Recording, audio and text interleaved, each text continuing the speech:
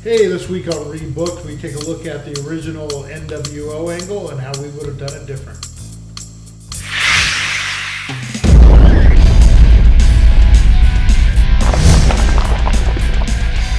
Hey, welcome to Rebooked. I'm Brian Brown. And I am Mike Martinez. The Red Scorpion. Yes, that. This week we're taking a look at the original NWO angle and how we would have done it different. And kind of gave it, I guess, longer legs, huh? Yeah, oh, definitely. Yeah. Definitely. I think they watered it down way too much. Oh, everybody thinks they watered it down way too much. When you have a Scott Norton and a Buff Bagwell running around with NWO stuff The on. referee and the, commentator, bad guy.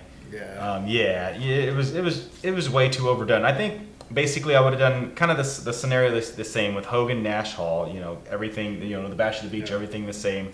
I would not add the Giant, and I would not, bring in all the B-listers. What about 6? Definitely 6. Yeah. Basically, I would start it with just those 3 as it did. Yeah. And I'd bring in 6 and DiBiase, but the only reason I put those 2 together, even though DiBiase was retired, was because they were part of the $1 Million Corporation at the time in WWE. So it would make sense. It was relevant at the time. So I think you had all the East Coast guys coming to invade WCW, so it made sense that those two would keep them in the loop. And I think what they would still kind of focus on the whole Sting Hogan scenario, and they'd take a longer time building that up. I think that the way they did it in '97 at Starcade was pretty good, and the build up was great. I think I would still kind of head in that direction eventually.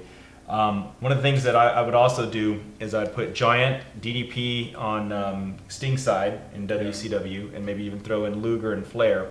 Then at some point I'd throw in Savage with the NWO. I don't know, do some type of turn, because then that way it keeps all the major players of the WWE that came to WCW be in the NWO. But not water it down too much, but they'd have all that star power in it. Yeah. So then that gives them credibility. It'd be like Hogan, Nash, Hall, 6, and Savage. And then you have your Hogan and Savage that could almost be a functioning unit within the NWO, such as you had Hall, Nash, and 6, because they were more the new generation.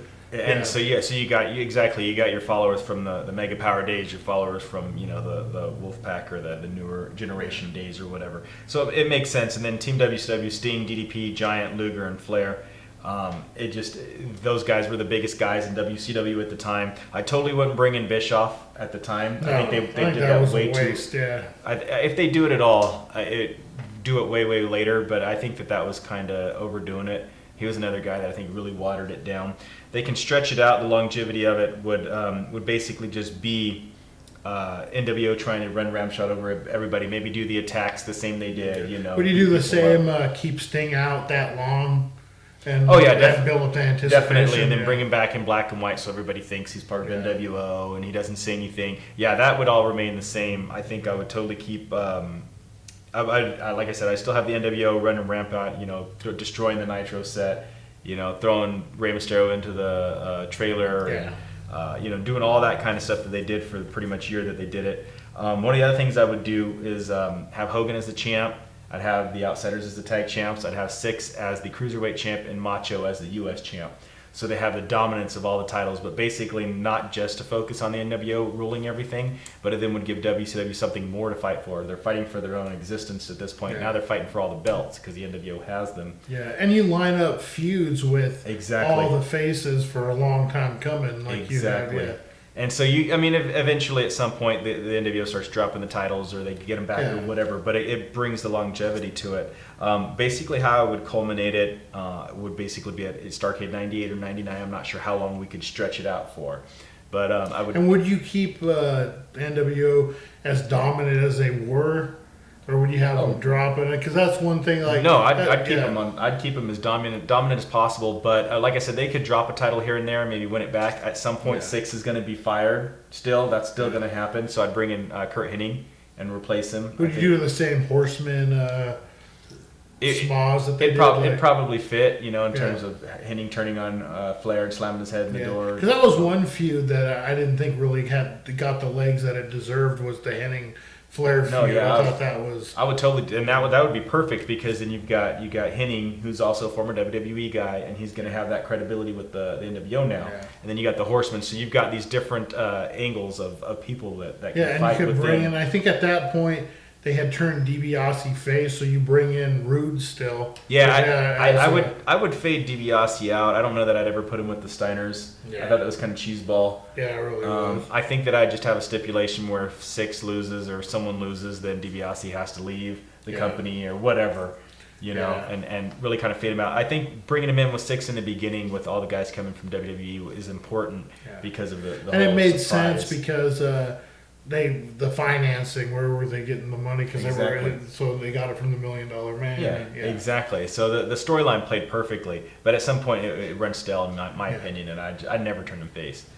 I would, like I said, I'd keep that going. I'd keep the NWO pretty strong. They dropped some losses here and there, but I'd definitely keep them as strong as possible until it can culminate in a big Starcade match where it's WCW versus NWO. Yeah, and War Games match maybe even something like that. But basically, what it would be is if WCW wins and NWO has to disband, and they either go back to WWE, kayfabe, or they have to win their way back into WCW by winning matches, which would stretch that out a little bit longer. And then same thing with WCW. If they were to lose, then NWO gets Nitro, they get all the pay-per-views. Yeah. They get to take the titles, meaning that all the WCW guys that might have the titles at that time would have to vacate. So everything would make sense. They would have so much stuff that they could do, and obviously WCW would ultimately win. NWO would have to disband. But I think that they could just draw that out for so long. They wouldn't have all the Stevie Rays and the Buff Bagwells of the world, watering it down. They could actually just have good matches. And you said it. They could have so many feuds, and there's just so many guys that could go in and just do whatever. They could finally, Nash and Hall may drop the tag team titles at some point, and then I would think. And I wouldn't think that would hurt them at all, because those tag team titles weren't great of a tradition. It was just to show their dominance as the NWO. I think that they would drop the titles, and I think there'd be some rift. Because heck, didn't Scott Hall throw the TV title in the trash? Yeah, and then Hacksaw found it. If they could do the same thing with the tag titles, say I'm sick of carrying these things around, and then I would even maybe have them kind of start fighting within themselves. Kind of really starting. There's starting to be some bad blood. I would never do the Wolfpack. I would never do Red and Black. I would never do make a choice, red, white, whatever, and all that bull crap or whatever, because you've got all the elements already lined up. You've got the cruiserweight division, which is just killing everything. It's just every match they're having is awesome. So you can really focus on that NWO spectrum and just really do what you got to do. Cruiserweight division is doing what they got to do. So at that point, WCW, in my opinion, is just almost unstoppable.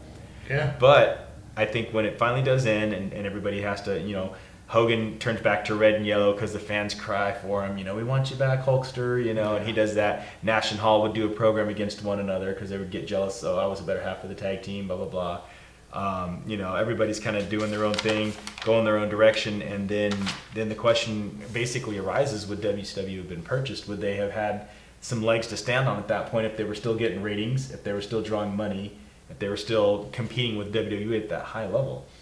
It raises a lot of questions to see how long that could have really been successful for them if they would have done it right. And I think Eric Bischoff being out of it would have been the best option because he could have ran to the ground. Yeah, I don't think he added anything to that group other than being obnoxious and trying to steal limelight for himself.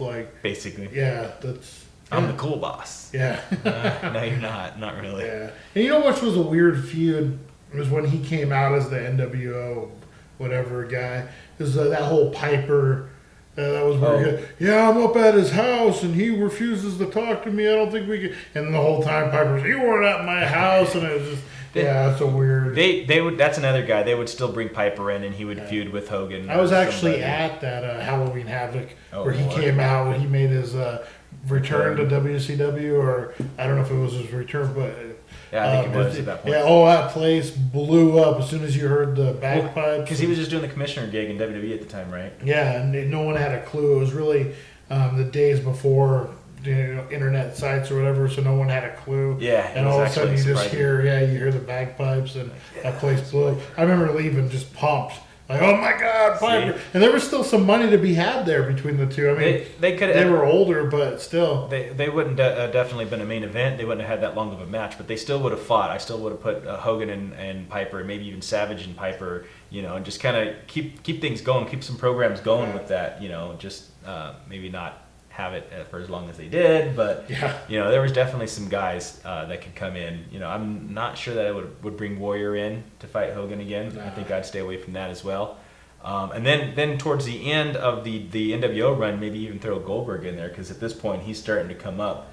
And maybe he's the one who puts the final nail in the coffin. There you go. Yeah. He could be one of the members of Team WCW at in the match that basically puts it in. Because I definitely wouldn't have had Hogan and Goldberg at the Georgia Dome on Nitro for free. Yeah. That's another thing that I think WCW they dropped the ball on. They totally should have done that at a pay-per-view, made some money, and then just maybe had a tease of a match on Nitro. Yeah. And had the big showdown. Goldberg comes out, they get in each other's face. Maybe even tease the match. Let's have the match right here, right now. It starts and then goes Bischoff off the comes air. out. No. Yeah, or something like that. Because I totally wasn't digging J.J. Dillon in charge either at that time. Yeah. So Bischoff should have kept that role as well. Yeah. I think. No, I like it. I think would have gave some longevity. Would have took them a little farther than it did, and you kept it simple. You kept it to where there isn't. You don't have to find feuds for all 30 of these guys, and the NWO C Squad. Yeah. They wrestle on what was it?